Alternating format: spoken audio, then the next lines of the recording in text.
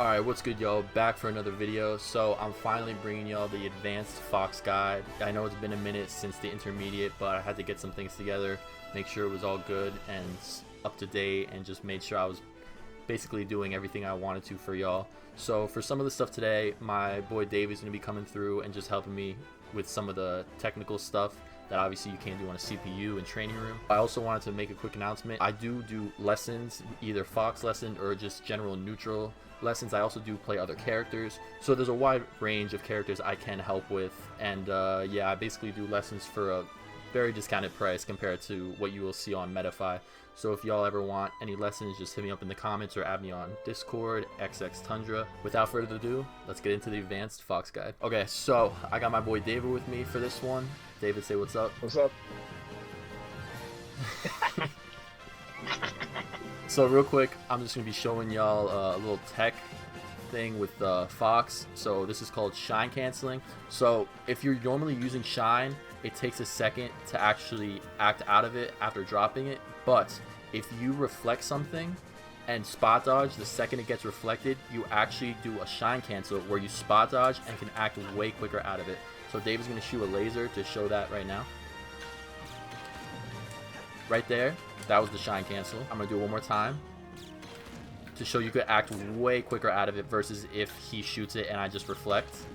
It takes a second for me to actually move. So that's definitely something that could help with movement and just basically moving around, not staying too stationary, and sometimes you could even pressure your opponent way quicker than if you were to just do the regular shine and drop it. Okay, next we're going to be going into parry punishes. Now Fox has one of, if not the best parry game due to his very fast moves and also the ability for his very fast moves to either combo into different things or just straight up kill. So up smash, frame 8, super good off a parry. Up tilt frame 3, also very good off a parry and can lead to follow-ups with up airs depending on the percent. And down tilt, which can combo into things like back air and forward air, also very good for parrying. So Fox has a lot of versatility in what he could do out of a parry, and it could usually lead into a very good situation, if not a kill for him. So David's going to land on my shield real quick with a move. I'm going to parry it, and first I'm going to up tilt. So you saw right there, even on the multi-hit move like Falco's Nair, I'm still able to intercept mid-move and do my own move with up tilt. That basically shows that Fox could invalidate a lot of people's multi-hits off a parry by doing his own move. Now, you could also do an up smash. It's not going to kill him here at this percent, obviously, but you could still do it. Right there like that. So, one instance was a move to set up a combo, and another was a move to straight up kill. Obviously, depending on what percent your opponent's at, you want to judge what move to use. Again, you could also go for a down tilt, and also if you're near the ledge, you could even do a down smash, which is, believe it or not, faster than up smash. You need to be able to read the situation and decide what to do. So say, for instance, that I parried and my opponent used his double jump, then I would want to think, all right, I want to put him off stage. So that's when you'd go for a down smash. Hopefully he goes on the side off the stage, and now he doesn't have a jump, making it a little hard for him to recover. So that's just one of those instances where you want to assess the situation, be able to parry, and then also react with the move that's most optimal for you to get the kill or get a combo. So now we're going to be going into ledge situations. Even though Fox can't really go off stage optimally, and his 2 frames are a little risky to go for in down smash and down tilt, you can force your opponent off the ledge, believe it or not. You already know that Fox has really good ledge trapping, but he can also threaten by doing ledge trumps. And now ledge trumps can either be baited in Fox's situation or exacted to then get a follow-up or make your opponent re-grab the ledge or force them on stage. And basically for Fox, there's a scenario for every single situation where he can get something off of it. So say your opponent's on the ledge and now they're afraid to get ledge trumps, say. So you do a hop like that and bait out ledge trumping. So in that instance, you would bait a ledge trump and then just come right back on stage. Now, when someone sees you trying to go for a ledge trump, you can react to it when it comes to a roll by coming back on stage with a landing nair, which can hopefully lead to an up smash if they're at kill percent. Or you could even time their regular getup with a well-placed back air. I'm going to try and show that. It's a little difficult to do timing-wise, but if it lands, they could die at 100% if they're a midway character. Right there, that is ideally what you want to do. Obviously, I didn't land it because it is a very hard timing thing to do, but that is just one instance where you could bait a ledge trump and then get your back air off, hopefully, if you time it right. Now, say you actually do go for a ledge trump and you didn't just bait it and you get it off. Usually, you don't want to go for a direct hit off of the ledge trump like a back air because you'll be put off stage and forced to recover.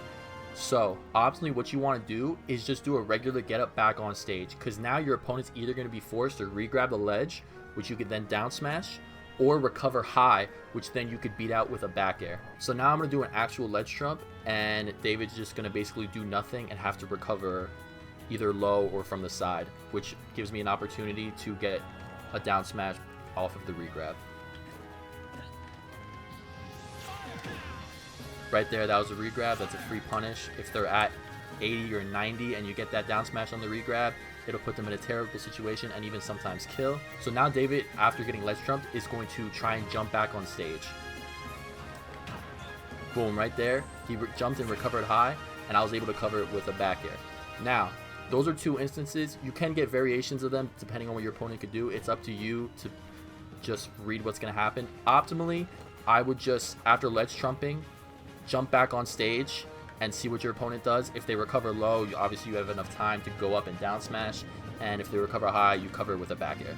Also, a final thing you could do off of a ledge trump if they are not ready for it, I would not do a back air, I would do a nair, a rising nair, jump off ledge nair, to get them back off stage. So now he's going to anticipate me ledge trumping and do an option to get back on stage. In this scenario, the best thing for him to do is jump back on stage. But if your opponent is not ready for the ledge trump, but they still get off the ledge before they get ledge trumped, they'll usually do a regular get up or a roll. To cover the regular get up, you could actually jump back on stage with a lingering nair, which can lead into a conversion after that. So I'm going to grab the ledge, but he's going to buffer a regular get up, and you're going to see what I'm going to do after that. Boom, like that right there. That was a strong attack. But if I time that a little more properly where he has more invincibility, I'm going to get the weak hit of nair, and it's going to combo into either a dash attack or even an up smash at kill percent. Right there, that was an ideal scenario. I didn't get the weak hit, but I did get the strong hit. So usually in that scenario, you want to start the nair a little earlier like this. I accidentally just jumped and then naired instead of doing a jump nair, if that makes sense. So again, they're different scenarios that basically put your opponent back on stage where you could read a tech chase and hopefully get the confirm into an up smash. So with those ledge trump situations, usually your opponent will get away with you not being able to get a follow-up if they roll or if they do a get up attack and time it for when you try and jump off the ledge. Now in those situations, you basically need to be ready for it or anticipating. But then again, it is a mix-up. If you think they're going to get up attack preemptively because they think you're going to ledge trump, you go back to the scenario where you bait the ledge trump. Now they do a get up attack, and you're able to punish it with a back air.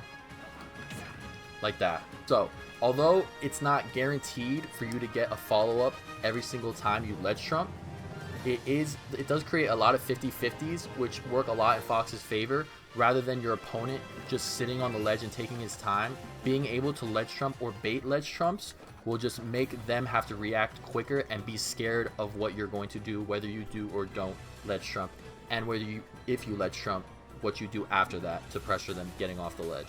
So now, speaking of tech chases in general, as a Fox player, you're going to have to react to tech chases in order to optimally get your kills. Although it is really nice when you have nair that just straight up combos into up smash where they can't do anything, but a lot of the time that's going to be a little hard to get. So a lot of the time they're going to be put into tech chases, and hopefully for their case they tech, but unfortunately for them, you read the tech situation, which is something you're just going to have to get used to. Now there are some scenarios where certain tech options or tech reading options will benefit you more than others. So say for instance that you put your opponent into a tech situation in this spot right here where I am. If you do a forward smash, this will cover 3 options. This will cover no tech, this will cover regular tech get up, and this will also cover roll away.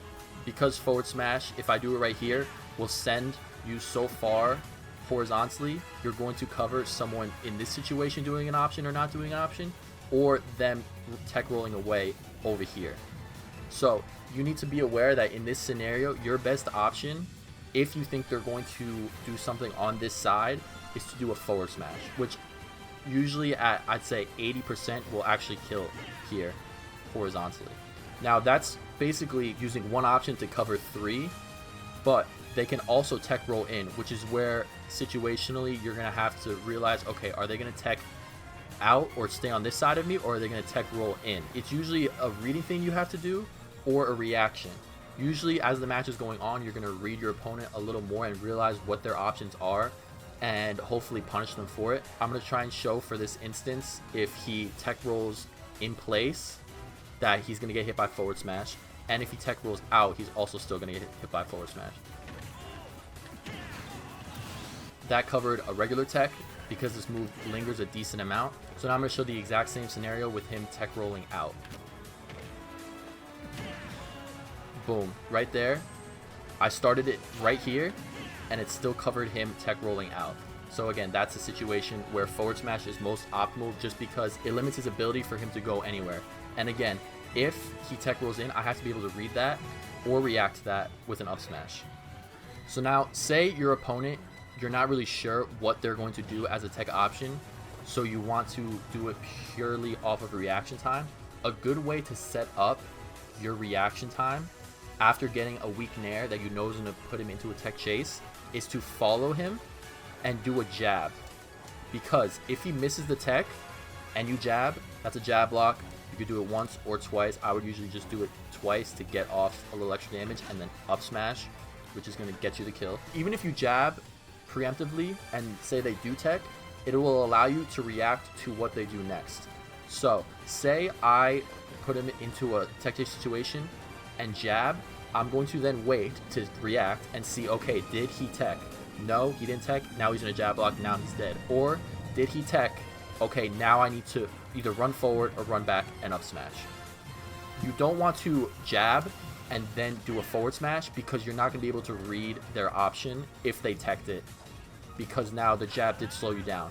But up smash is fast enough that you can do one jab, stop, and then react to what they do.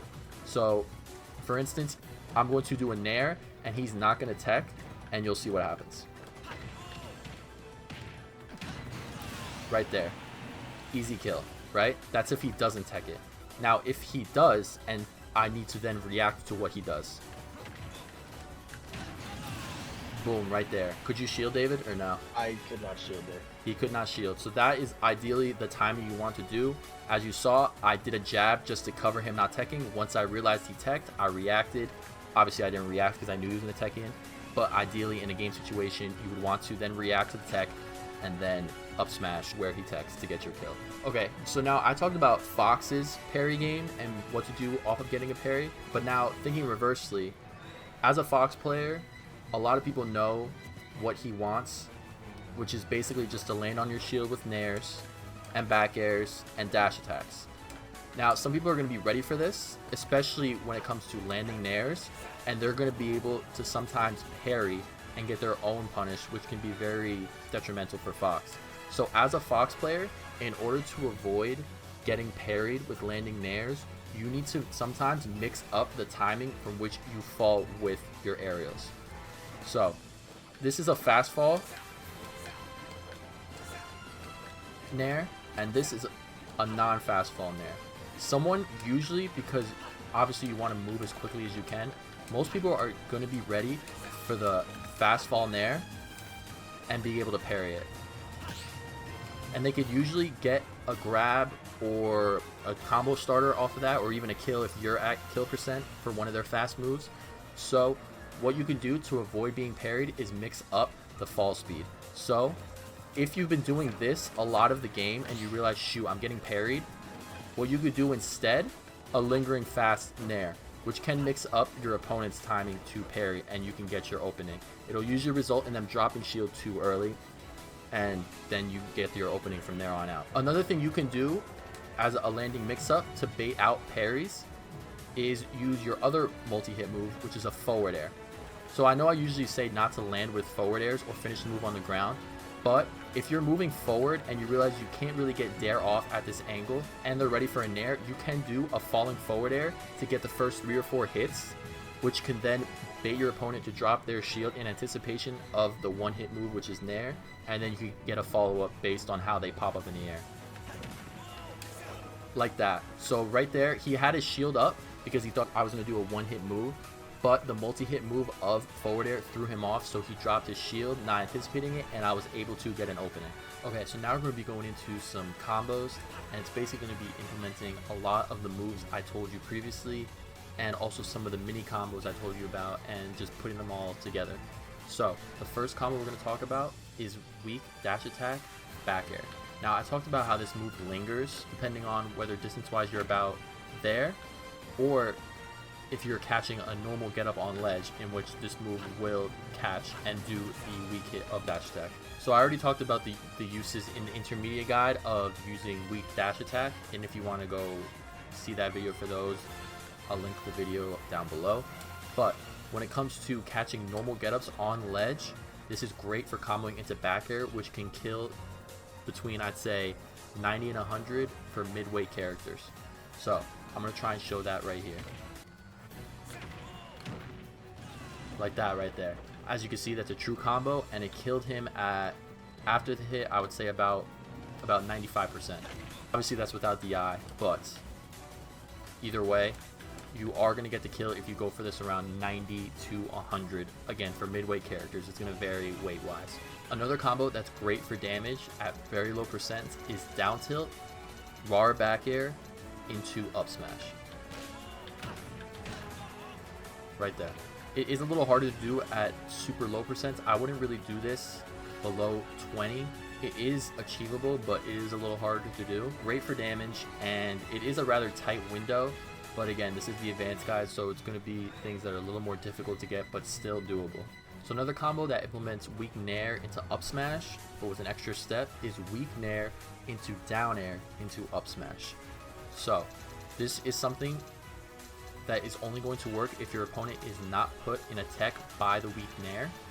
So we're going to try and find a golden percent for that. Boom, right there. At 80%, that does kill. With good DI, that probably won't. But then again, it is something that's going to vary on your opponent's DI and also their SDI when getting hit with this combo. Now, another combo that can lead it to a kill is implementing, again, a lot of different moves and also a different version of a combo that I went over in intermediate, and that is weak nair to down air to dash attack to weak dash attack into up smash. Now again, this is very situational, and the weak nair and the down air cannot put the opponent into a tech chase, otherwise this is not going to work. So I'm going to try and find a golden percent where this can work, and we're going to try it.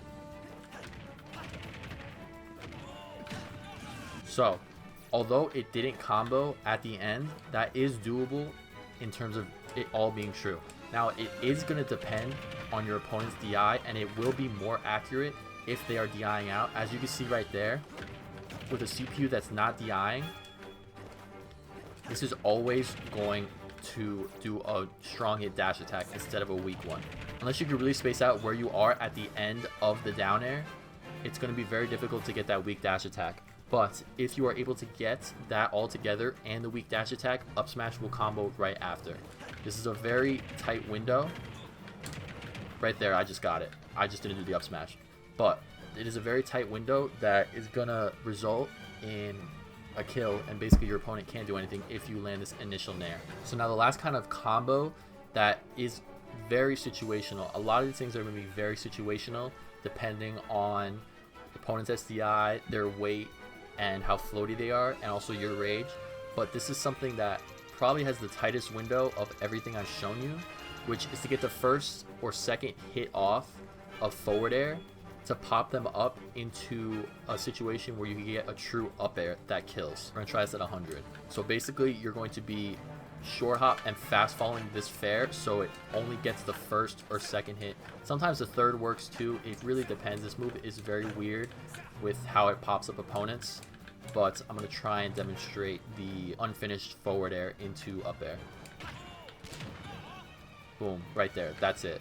And as you can see, that true combos. It didn't kill, but it does work at higher percents, so I'm going to try and show that right now. Boom, right there. Got it. Got it. That took a minute, I'm not going to lie. But yeah, that's just me saying that because I'm just trying to show and tell you that it is a very tight window, very almost frame perfect to get. Not impossible, but definitely not easy. So yeah. One last thing that's not really a combo, but it is something that can be annoying to deal with SDI wise, is up tilt switching. So I've shown you before, I believe in the beginner guide, if not the intermediate guide. Again, check out both. If you're seeing this first, go check those two out first before you come here. But up tilts are very good for comboing into each other. But if you start to get at a point where your opponent is SDIing out, you can switch the position you're facing to get them caught in another up tilt. So I'm going to try and show that right here. Right there, like that.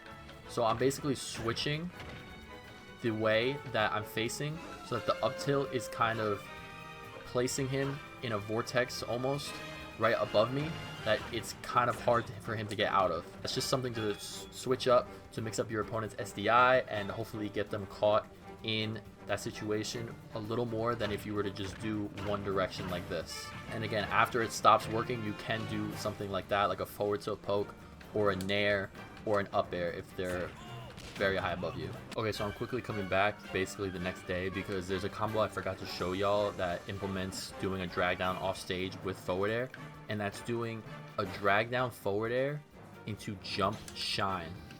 And I'm sure you all have seen this done either by me or by another Fox, but this is something that's really good for a little extra damage, sending them at an awkward angle horizontally, and sometimes it can even catch them mashing double jump after the fair drag down. I'm gonna try and show that right here. Boom, right there, like that. So obviously I set that up with a down tilt into drag down forward air, but you could also just run off stage if they're there, do the drag down, and then jump shine. Okay, so now I'm going to be showing you something situationally you're going to want to do with forward air drag downs if you feel like it's worth it. So I've already said that you could drag down someone off stage with forward air, but if someone has their jump and they save it and you do that first drag down forward air, usually if they have a good recovery, they're going to make it back. But if you feel like either you're up a stock or you're down in percentage, you can go for a trade where you kill both you and your opponent, which is a double fair drag down. I'm sure some of you have seen it done on Spargo. I remember Light did it once in a tournament a year ago or two, but I'm going to try and show basically what he did. Boom, right there. That's it right there. Now, I don't know if Falco would have made that back, but either way, that is basically what I'm trying to show, is the double fair drag down. You will not recover from that. You will get straight blast zone on any stage, but it will be a good trade if you feel like it is worth it. Either you're up a stock and your opponent is at a really low percent on their second stock, you're going to take that stock trade any day, or if you are basically at kill percent and your opponent is untouched on the same stock. So this is also something kind of random. I've never seen this hit personally, both me doing it or another Fox doing it. I've been told it's possible, but again, I've never seen it done, and it's not even something you really want to go for when you have other options for two framing. But apparently, Shine does two frame. Don't know the timing of it. I've never seen it done before. I've never really tried it. I've also never seen other Foxes really go for it, but I have been told by a pretty good source that this does two frame. A fun fact, I guess, to learn. Kind of useless in terms of two framing when you can usually just go for down smash. Again, it's not really something you're going to be trying to go for. It's just a little fun fact, and it's in the advanced guide because apparently it's super difficult because I've never seen it done before. So now I chose Mewtwo as the CPU to show what Firefox can do on a non-hitbox recovery, and it's either really good for damage or just putting your opponent into a tech situation. You can B-reverse Firefox after running off stage to do basically the angle that I talked about in the intermediate guide, which is where you do the entirety of the Firefox into the stage, but then magnet hand the ledge. So I'm going to try and show that right now, just without the CPU recovering. Boom, right there like that. So that lingering like that is really good for a non-hitbox recovery, because they will get hit by at least the initial part of it, and the entirety of Firefox does around 40 damage or something like that, which is crazy, and the last hit of it will hit them into the stage, forcing them to tech.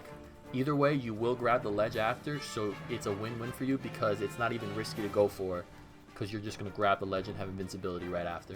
So I'm going to try and show Mewtwo recovering and hope that I could get this and hit Mewtwo while they are trying to teleport to the ledge. Boom, right there, just like that.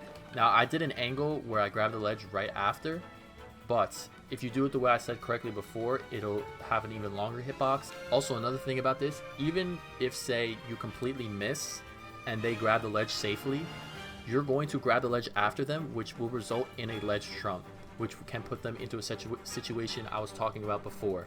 So basically, any implement of this is going to work out in your favor, whether you miss and grab the ledge, whether you hit them and force them to tech, or just do damage to them, or if you completely miss and grab the ledge after them, it's going to result in a ledge trump.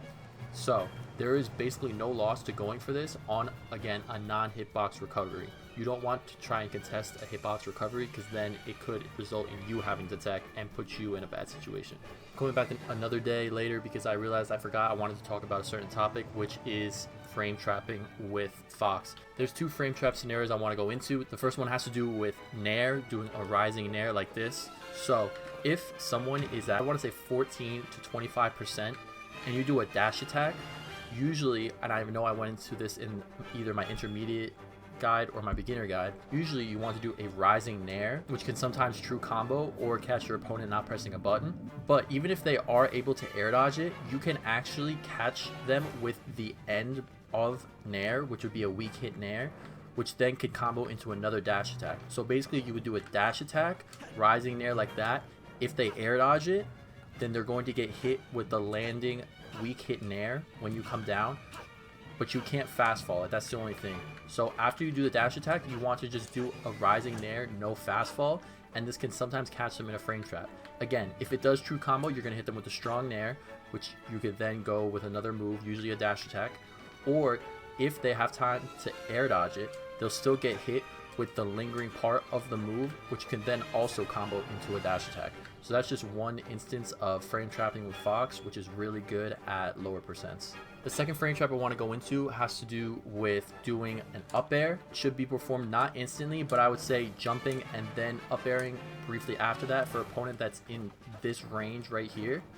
So I'm going to show a clip actually of me hitting it on Peach in an online match. But basically you do an up air like this, force them to air dodge, and then hit them with a lingering Nair. Those are just two instances of some really good frame traps that Fox has, which can be implemented into your gameplay. So yeah, that concludes not only my advanced guide, but my entire Fox guide series. Again, I did beginner, intermediate, and now this is advanced.